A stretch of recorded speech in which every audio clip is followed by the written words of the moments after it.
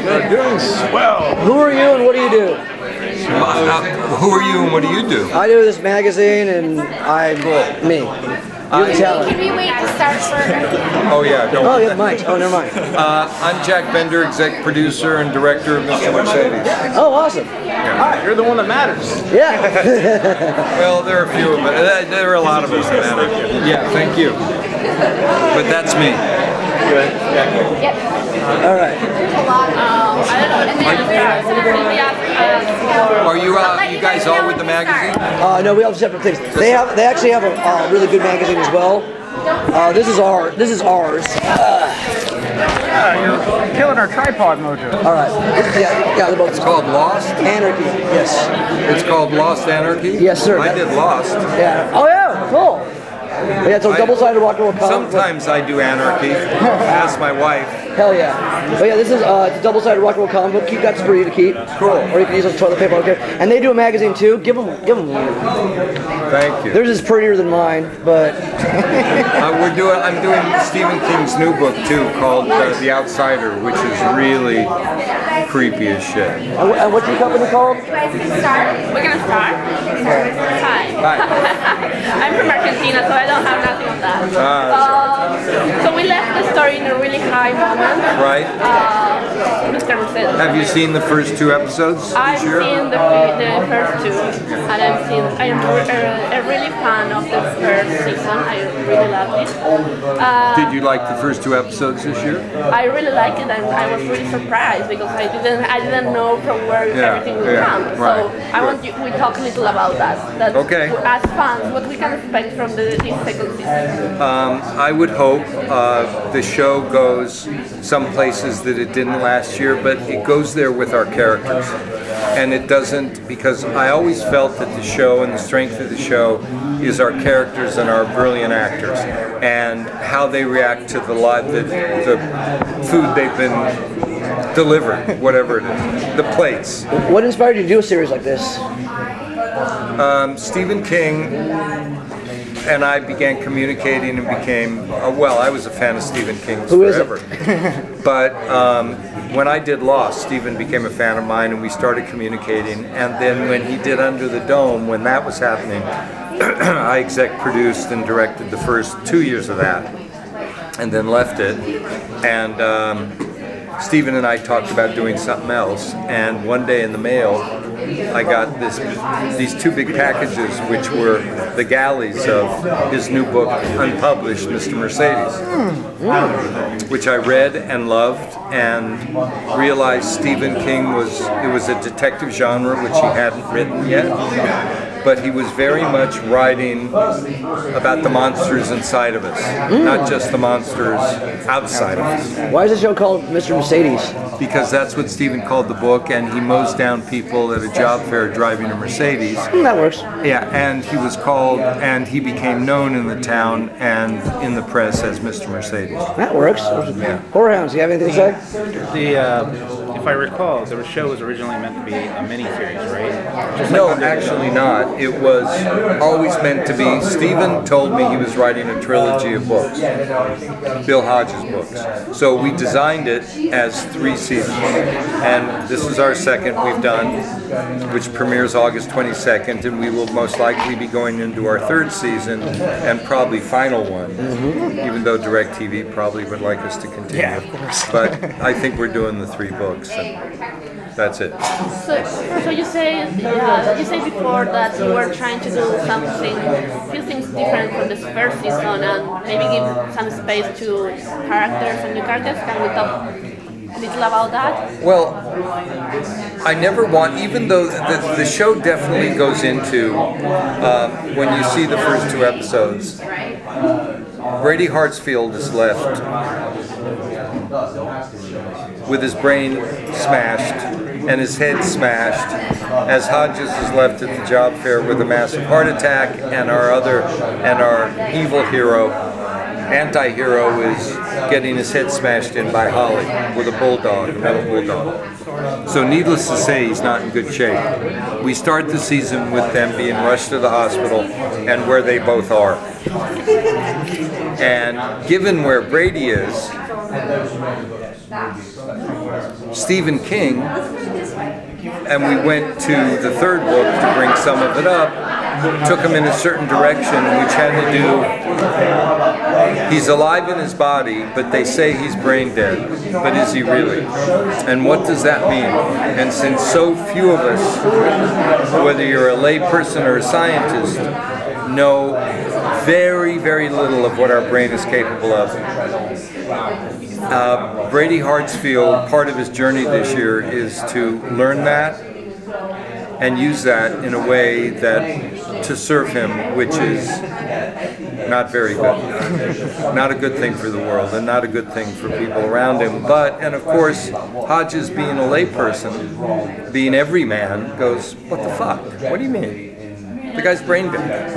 And Jack Houston, who plays the surgeon Babineau, the brain surgeon, you know, starts to do other stuff, and it goes into that Stephen Kingdom a little more than the first season did. So is this in the Stephen King universe? Like, you know, like there's like how It and everything else is in the same universe like this? Is it in that universe, or is it a separate universe? I would say the second season dips us more into the Stephen King universe. Awesome. So basically, like, hypothetically, if you wanted to, if they, let's say, like, you know, you told me how like third season is going to be the final season. So hypothetically, let's say you got an extra contract to do like 4 or 5, right? So technically, if you wanted to, hypothetically, you can have it be like set like in the It world if you wanted to.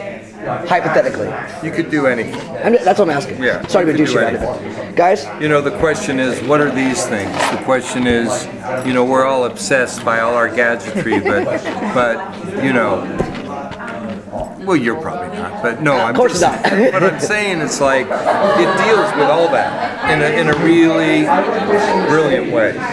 And yet it's our characters experiencing all this, which is really cool because the show ultimately is about the people, but what the people do this season definitely dips more into Stephen King land. Awesome. Will we ever see Pennywise in it? Huh? Will we ever see Pennywise in it? Or the giant turtle thing? Sorry to be douchey about it. There is Fred the Tortoise. You didn't see season 1, did you? I haven't seen any of it. I'm lame.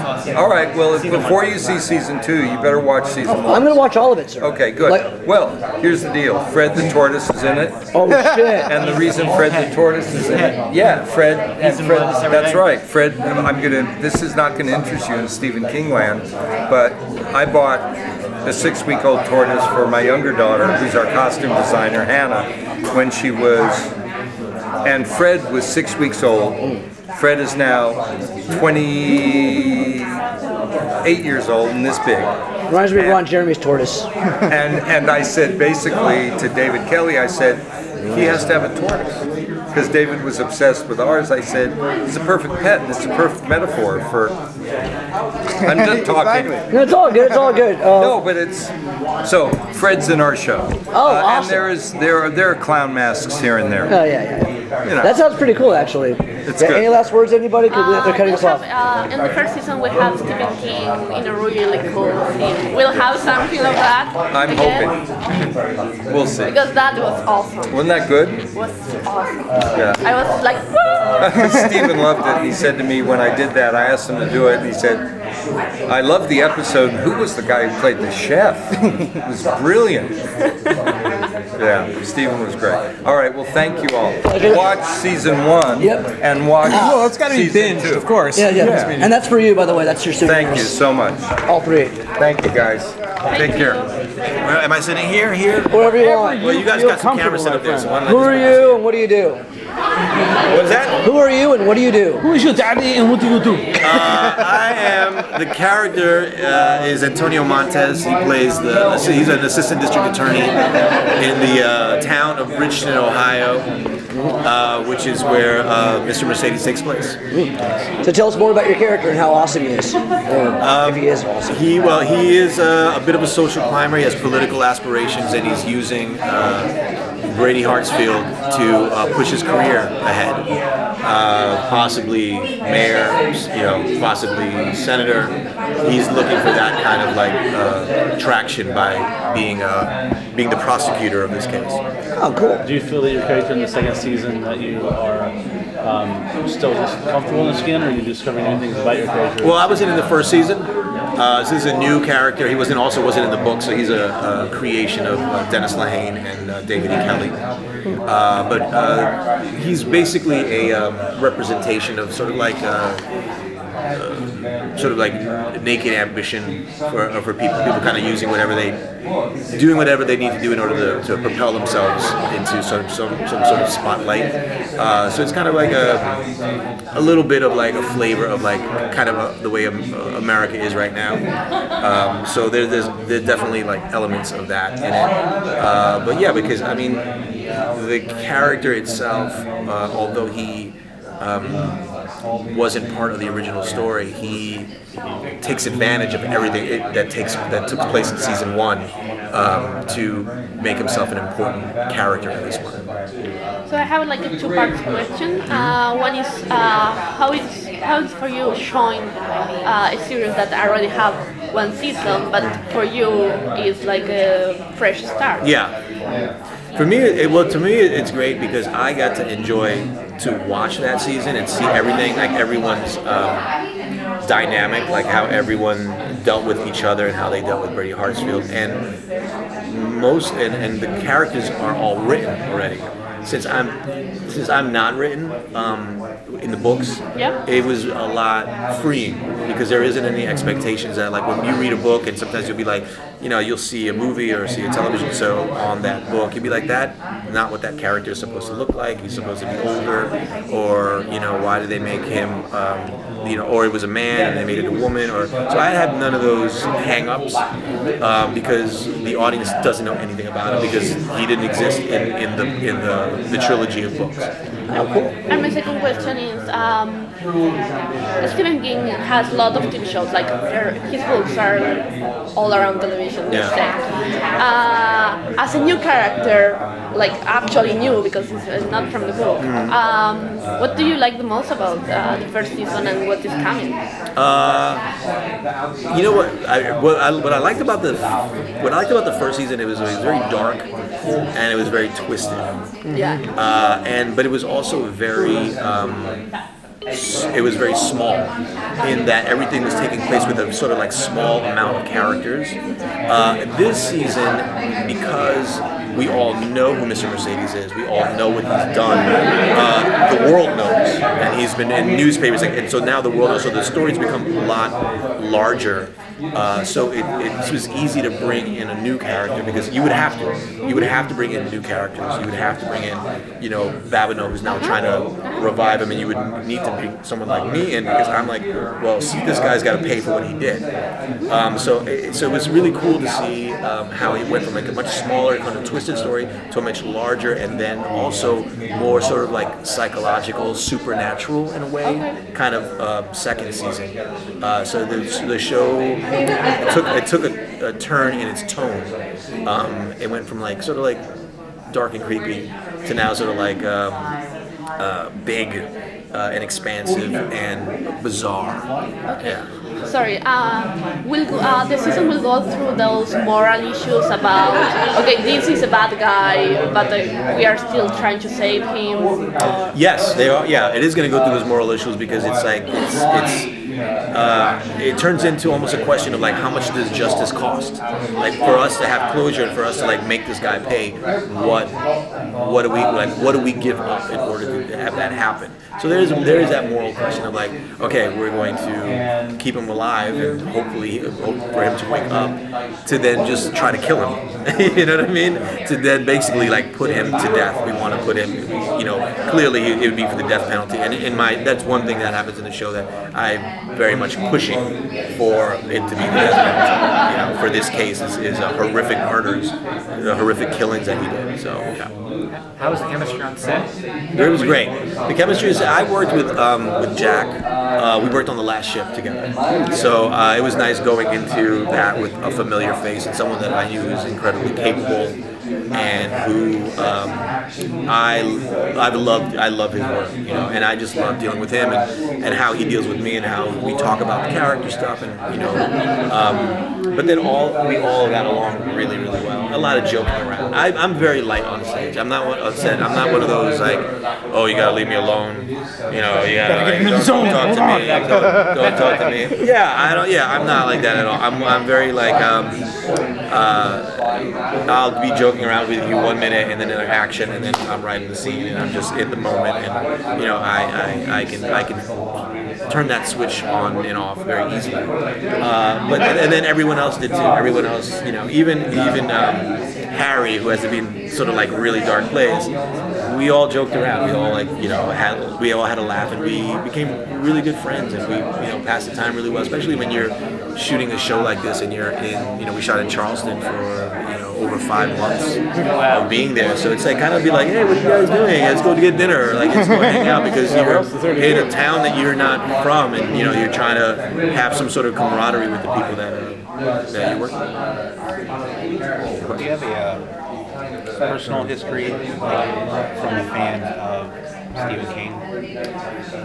Yeah, I mean, I'm a big Stephen King fan, especially like earlier stuff, like, you know, like Carrie and like Christine. Like, I remember seeing, you know, seeing those movies, and like then, like, you know, Lean on Me, Shawshank Redemption, which a lot of people don't even know that he wrote, exactly. You're like, that's that. Stephen King? Yeah, and then, but then like Misery too, which I think was like, you know, really. Lean on Me or Stand by Me? Stand by Me. Not Lean on Me. Lean on Me was Edward James Olmos. Oh, and then there's The Stand. And then there's The Stand, which is also Stephen King. Yeah, no, but That's what I was so it would be like, I like Misery a lot, and Shawshank Redemption. Big fan, and also, I mean, when you get approached to do something like this, and then you have like a Jack Bender attached to it, and when you have a David E. Kelley attached to it, and then of course you have Stephen King attached to it, it's sort of like, you know that this is going to be interesting. It's going to not be like your typical kind of show. There's going to be a twist to it somehow. They're going to explore things in a kind of in a different way than like your sort of straightforward television show. And you know, Stephen King is very happy with what he's seeing and what we're doing with his, you know, with his books. And even if something like my character is not in them, he can appreciate the care taken in order to push forward the idea that he had for his story, just to make it more seamless and to know, because not all books are, you know, translate cinematically. So some license has to be taken in order to push the story forward. Well, come on, look at it. Absolutely. Character doesn't exist could actually end up being the fan favorite. Well, you know, it's so funny because it's like, you know, Jack has said also in other interviews that, you know, when Stephen King saw the first season, you know, because they had to take some creative licenses with making things run perfectly, that there was a little bit of fear, like, what's Stephen King going to say about this? And then he said, like, you know, man, I wish I would have written that into the book. All right, guys, we have to wrap. And that's for you? Great. That's for you. It's our magazine. That's your magazine? Yeah, double-sided comic. Keep it for you. Thank you. You gonna give him one too? Or? Thank you. Thank you. Take care. Oh, never mind. Just trying to plug you guys too, you know? Sorry, Bill, who are you and what do you do? That's not understandable. Iced coffee. Hi. So who are you and what do you do? My name is Brita Wool and I play Lou Linklater on Mr. Mercedes. Awesome. And this is for you. It's my magazine. Our latest issues. Cool. It's a rock and roll comic book. Give you something to do when you're Bored, or you can use it as toilet paper of all I care. It'd be very uncomfortable. I would not recommend Yeah. I prefer my toilet paper uncomfortable. Alright, I was just being polite about it, but yeah. So Good old tell us sandpaper toilet about your paper. character. That's Tell us about your character and all the other stuff that's cool about yourself. All right, so I have a question. Knowing that this series is only going to be 3 seasons, from what we know of yet, was it kind of bittersweet, you know, falling in love with all the other cast members and like knowing that it's got a finite end that's close around the corner? I mean, that's a metaphor for life and I'm okay with it. It's all got to end, baby. Very true. Even the lifelong relationships and commitments we make, those will end too. Well, we gotta learn Better postures after that. Well, we just learned that the hard way today. When basically our favorite bartender is working downstairs, but it's closed only to like private party, and we want to say hi to our bartender today. So it's one of those things. By the way, cool rings. By the way. I feel like you guys should be VIP. Like, get the bartender to get you in. Yeah, but we were in a hurry. We had to come here though, so we were in a hurry. So we had to go to the other bar. So enough about that. Talk about yourself. You're the star here. In the first season, your character has some really painful scenes. You know, when they called her things, and I think it was really strong scenes. And how we see in the second season her, and what is new? Well, Brady Hartsfield stabs me in the stomach at the end of season 1, and so season 2 is sort of the grappling with having a little punk bitch like be able to overpower me for one. Just that simple thing. He's smaller than I am, you know, and like having your friend, my coworker, somebody that I was able to relate to and trusted, and we had years of data to support that we had each other's back, and then he betrayed that, which taught me that all of my instincts are wrong. So how do you wake up in the morning and leave your house if you know suddenly that the cumulative data that you've like used to create an identity with has been wrong, and you never know which thing is the thing that is like, I have no gauge for danger anymore in a world where people rejected me. You know? Yeah, but because I think what is interesting is that your character looked used to people reject, but with this guy in particular was her friend. Yeah. You guys have really good chemistry. If you have a community of one, and that one community person stabs you, shit is gonna be hard. I mean, the show does a really good job molding you guys two together, and then for that turn to happen, it's really. I mean, he holds a knife up to my eye and doesn't kill me. So, is that Brady Hartsfield love? I think it is. Yeah. I think it is. I think it is. But yeah, I mean, this season, it's a lot of trying to wrap my mind in the story, and I commend Jack Bender and David Kelley and Dennis Lehane for like tackling this story. I think it's cool. I think it's an interesting story, and I'm glad that they're telling it, and I thought it was cool that I got to tell it. I don't know. We'll know anything, we'll know something else from your past, from your character past, because it's like in the first season we know her as his co-worker, and then this big scene, but you learn more about me. You learn about the other people in my life. You learn about where I come from and why. Yeah, you learn a lot about me. And I like to think that there's like, I mean, I don't know, how does anyone crawl out of that mess? So I hope that in the story I can crawl out of it some, and that people can see how I do it. Not necessarily replicate how I do it, but like see how I do it. Awesome. Any cool behind-the-scenes stories, like meeting like Stephen? Did you meet Stephen King while I he met was on Stephen set? King first. I was sitting at a bar waiting for Justine to come down, and this guy like taps me really aggressively on the shoulder and was like, "Yo, Steve King here. How are you doing?" And he started reciting my lines from the show back to me. That's amazing. It was like I kind of wrote that. It was incredible. It was yeah. I mean, I feel like he's definitely. There's certain times in my career where I'm like, this is amazing, and then Stephen King really scratches that part of me that's like, is this? It vacillates between like, I'm so grateful and proud of myself to like, did I die and this is the last 6 seconds of my life and it's just playing out. Just kidding. He's kind of like a fictional character from the past that you forget is still Yeah, it's a fictional character from my past that is now a real part of my life. Yeah. So, were you, as the book came, do you follow Stephen King? Do you read his stuff? I watched a lot, so I've seen a lot of the adaptations. I've seen various different adaptations of his stuff. I read Mr. Mercedes, the half of the book one. And then it started confusing me when I was getting the scripts, and so I stopped reading. That's interesting. Yeah, because I was getting information from the book and information from the scripts, and then when I would go on set, I wouldn't remember which was from where. Writers and producers, yeah, they don't maybe want you to know some of this stuff because that's not where they want your character to go. That could happen, and also like we're making a show that is based on this thing and isn't like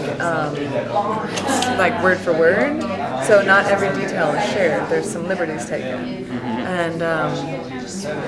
But I think it does. I think it does the book justice. I would love to go read the entirety of book one. Basically, I have to finish this series before I start reading those books. Otherwise, I might accidentally make something different than I intended to make. Although information is information. Harry Treadaway lives by the book. It's like his Bible. But in Harry Treadaway's story, there's so much internal speaking in the book, which is very useful. You know what I mean? I don't have that from my story. So I sort of had to dream up a story for myself that isn't given to me in the book. Well, that's basically it. They said we had 2 minutes. Oh, they did? Yeah. Yes, we got the 2-minute warning. Yeah, So if anyone has any further questions? Yes, anybody? Oh, yeah. I know you do. So, on the first season we have this thing about explore internal monsters, and like the bad people we are close by, not like the really far monsters, right? Yeah. This will be something that we'll see again in the second season, or which will be the tone of the second season? I think that it's almost more, in my opinion, it's almost more of a story about that because of Brady Hartsfield being able to. Brady Hartsfield's in a hospital bed, and his infiltration is even more to the point of the monsters within. Going through, I'm like, I don't know how much I can tell. I'm like, too good of a question. Yeah, that question is like, I accidentally revealed too much. But there's books out there, so I'm like, can't I just talk about it? I'm like, So sorry, but we're gonna have to. Who are you and what do you do? Hi, I'm Justine Lupe, and I play Holly Gibney. Oh, awesome. Cool. Are these all recording? Recording. Okay, and then Yeah. there's our camera. You're in the press room. Yes. Like, should I move down here? No, it's all set up, sister, don't worry. Cool. So on the first season we saw your character really growing up, right? Like from this, I don't know how to say it, but this girl that needed help to start doing her things and say, okay, mom, don't bother me, I need to move forward. Yeah. What we'll see in the second season on your storytelling? Well, Holly and Hodges are starting a business together, a detective business called Finders Keepers. So you kind of see her start off the season as the kind of maven to this new business, and you see her in a position of power and really exercising her skill. Because she is incredibly capable and talented and has a pretty sharp brain, so you get to see her excel. Yeah. And we'll know something else. We'll know a little more about her past and her own story. Yeah. Yeah. You can't say anything else. How much more do you want to hear? No, I mean, I feel like it comes out as the series goes on. You kind of get to know different parts of her and the way that her brain works. She's very open about her feelings. She's kind of uninhibited. So with this dynamic that she has with Hodges, you get to see her open up about the way that she feels about things, and with that comes kind of her past as well. Yeah. Thank you. No problem. How does it feel to be working in what seems like the Stephen King Renaissance and to be a part of that? It's exciting. It's cool. I mean, he's so prolific and awesome, and I grew up very aware of his work. So to be a character of his, and not only a character, but a beloved character, someone who I love, and also I know that his fans love, was both intimidating and also really exciting. And I'm so happy for him that he's going through this kind of wild, successful time.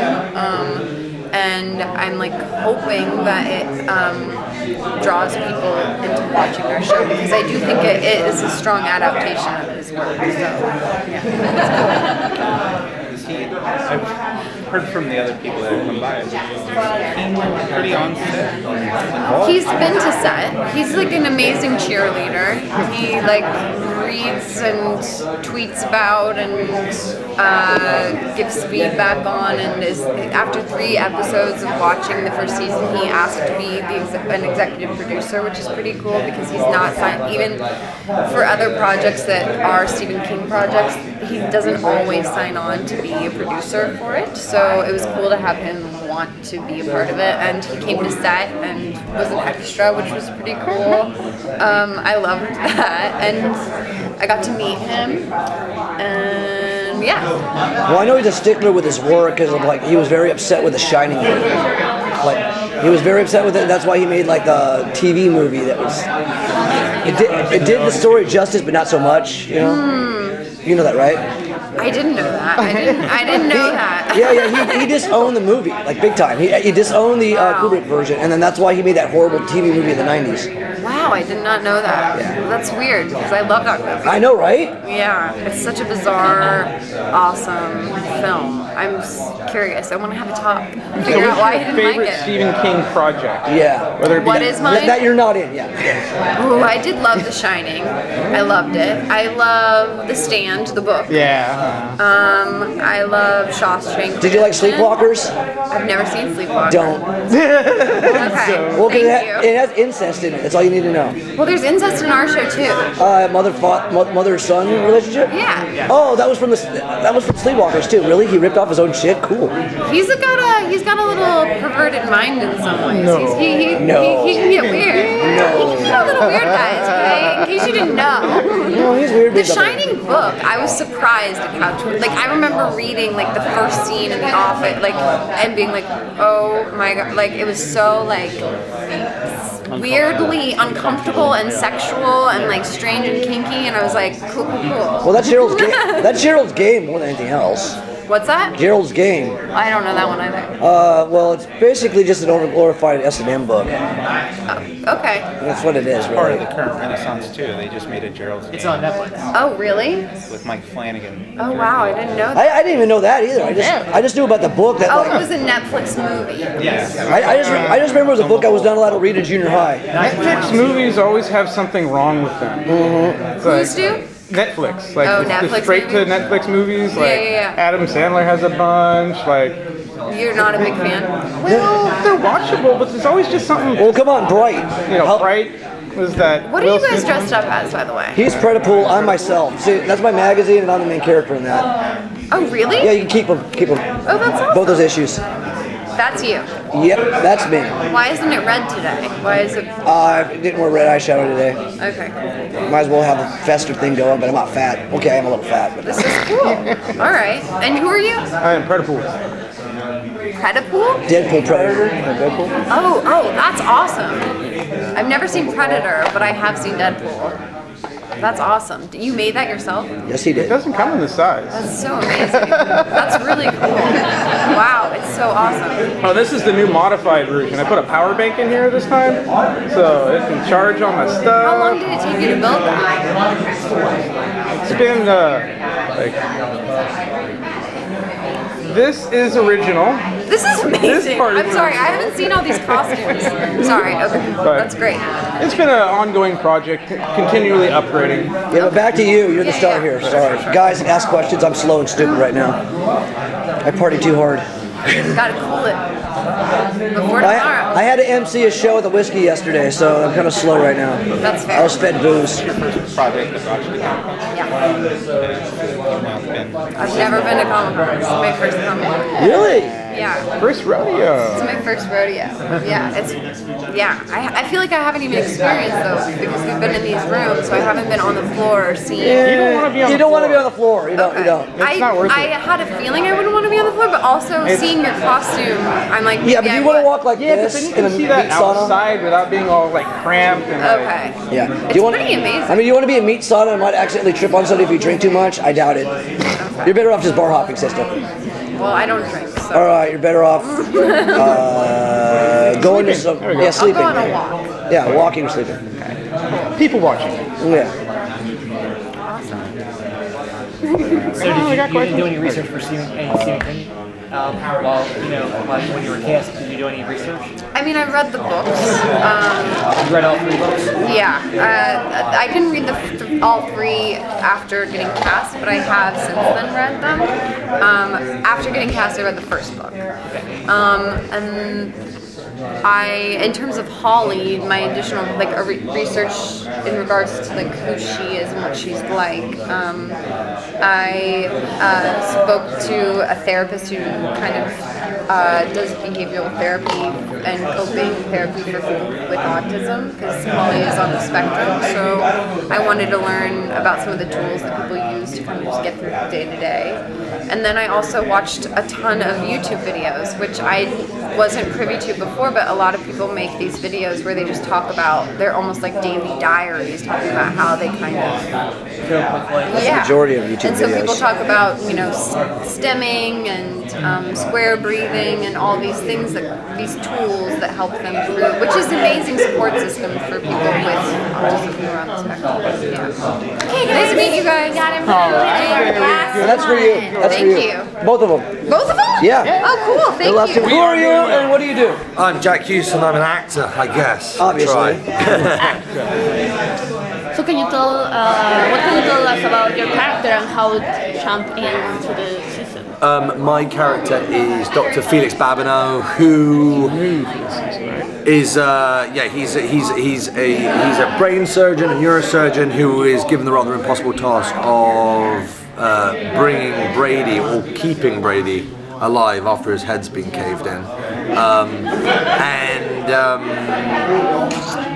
as much as one can say, he's sort of part of that new sort of wave of science or medicine men who is he's very ambitious, trying to further his career, and begins to tread on a rather grey area, which is how far will you go for science or to save millions at the detriment to possibly a few? It's that ethical question that I guess, I'm sure a lot of doctors, are tasked with. But interesting. So we were talking earlier about the moral issues that here in this case will happen, right? That you have a really, really bad person who killed a lot of people, but at the same time, as a doctor, you need to save it. So I suppose your character is the main character on this issue. Which will be his position personally, but also professionally? Well, it's interesting because can you turn him into a villain? Sure, but I don't think he is. I think it's that amazing thing of as a doctor, you're sort of blind to the person's past. It's like your task to keep that person alive, to do what's best for him. You know what I mean? It's like the main thing. So when Brady, as much as Dr. Babineau as Felix would know about Brady's past and who he was, he still isn't going to stop doing his job, and he's not going to not do his job to the best of his ability. So it's always interesting. As a character, it was quite fascinating to me, because you start asking yourself those questions, is like, how far would you go? And even if you know things were possibly taking a bit of a hard right turn and it wasn't working out, it was, but you still see amazing progress and the ability to possibly cure and do so much more. You know, do you stay on that path, or do you give up, and do you sort of, you know, let possibly have a miracle within science, you know, run its course? Because you said, you know, all these brilliant people, when you sort of account them, they did something brilliant, and normally faced with immense amount of adversity, and everyone saying you can't do it, it can't be done, and normally people are saying you're an idiot, you know, until they go and prove everyone wrong, and that's when they're sort of hailed as like some sort of god and king. So, you know, I guess with someone like Felix, who's got this, you know, an immense amount of ambition and a very Lady Macbeth-like wife who's pushing him even harder, I think, you know, he's on a trajectory which is like he wants to reach for the stars. He doesn't just want to go to the moon. So who are your influences? In film, just in general? In general, yes. In general, oh God, man. Can you remind me of a friend of mine? His name is Joe Anderson. He was on the show Outsiders. I know Joe. Oh, you know Joe? Joe. That's our homie. He's our homie. Yeah, we hang out with the Rainbow all the time. That's why. Joe's awesome. Yeah, he's back in England now, right? Yeah, man. Yeah. Well, he was on one for a while. When he comes back in town, I'll tell you something. Yeah, he's wicked, Joe. He's a good boy. Yeah, we love Joe. That's a chat.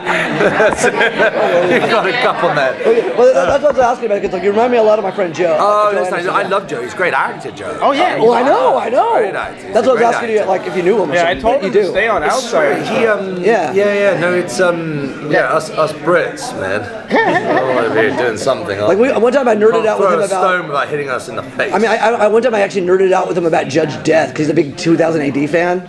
Yeah. So like, I haven't seen him for a few years. Well, he's always doing I guess he's back in UK because he was not doing good. Yeah. We were actually taking bets about him. He had a rough time. He was getting skinnier and skinnier. Let's just say that. Yeah. So he's doing better now. Good. Just let you know. Give you He that. was married though for a second. Yeah, he was. Yeah, he was. He was married, but he was playing around. So. It's our home. Jesus, you guys like, man, we got the dish right now. Well, no. We see him at the Rainbow all the time. He hangs out with Andrew Bernarski a lot. Okay, very cool. You know Andrew, right? Yeah. He's a friend of ours as well. So. How cool. Yeah, sorry about that. That's great. It's a nice. I like it. That's nice. Do pass on my message. Actually, I should text him and say we were just talking about it. I hope you're doing okay. Yeah, just tell him Mojo and Brojo said hi. I will. That's so great. Yeah. So go ahead with your question. Sorry about that. Sorry. Did you do any research on neurology? I did. I mean, it's sort of hard because you're sort of getting a crash course of, you know, as a, you know, I mean, as a brain doctor, it's you know, how much can you do? But I had this wonderful man, and I'm going to be an idiot. I'm going to ask Jack in a second what his name was, because he was so good. And he was a neurosurgeon. He came in, and it gave me a newfound respect for these guys, because, you know, like, you can be in an operating room for 18 hours on your feet, on your hands, and you're doing the most intricate and delicate of work. And we actually do a pretty darn good job of the surgeries within the show. You know, like, he was there overseeing it, making sure every little piece, we had all nurses, all the stuff, like, we were, attention to detail was incredible. So, you know, like, we try to keep it as grounded and as real as we could, but let me just say, man, sometimes there's some, I would have to read some of these monologues I'd have, and I wouldn't have a clue what You're like, am I on Star Trek? I was like, no, literally, it's the first time I've really ever experienced, as an actor, I've never really experienced what it's like to sort of, like, you know, normally you can, within the character, you can find it whatever he is, but when you're saying things that you haven't actually ever experienced or heard before, and you're going into it, it's very hard. It's actually bizarre, and I was like, man, it was almost rejuvenating. It's like, you know, it's not like I haven't really experienced a part where I had to sort of learn things or be, you know, something almost outside of yourself. It was like sort of relearn. It was like going back to school in a weird way. Yeah, it's cool. Well, this is for you, actually. This is my magazines. Oh, awesome, dude. Yeah. See, Judge Jeff is right there. See, there's Judge Jeff. Oh, it's amazing. Look, yeah, totally. That's so cool. That's for you. Keep it. Oh, thank you so much. No problem. Guys, ask more questions because I'm stupid right now. So. So what is the main story in the second season? Like in the first one, we have this search of find out who is Mr. Mercedes, right? How you describe the second season, not only on the story but also on the tone. Well, I think this maybe leans a little more into Stephen King. I don't want to say the supernatural, but it starts playing a little more. It's hard, man. It's like I was just thinking. It's hard to say anything. You are a real journalist. Let's see this. So the word supernatural was something that everybody repeats. What that means for the show, because in the first season, you can say supernatural at all. Yeah, I know. No, that's the thing. This is what I mean. So in the second season, I think it plays more into that, especially for Brady. I think because this season is a sort of amalgamation of both the second and third book, and they took amazing artistic liberties, as one would when you're making a show as writers. So they were playing around with a lot of different characters. They were changing them up. They were adding new characters. They went some pretty different ways to what I was initially told that I was going to be doing when I spoke to Jack, which was kind of cool because it kept me guessing. I didn't know what was coming. So at least in this season, it's the first season was actually kind of quite honest and to the novel. This is really going out there. Also, it's not a line adaptation. It's something. I mean, that's what I mean. I think they were given a little more artistic license to go and make something with homage to Stephen King, but it goes in its own direction. Okay. So that's fun for an audience. Everyone can keep guessing. Is this your first project where it's a Stephen King project? Yeah, my first time doing a Stephen King project.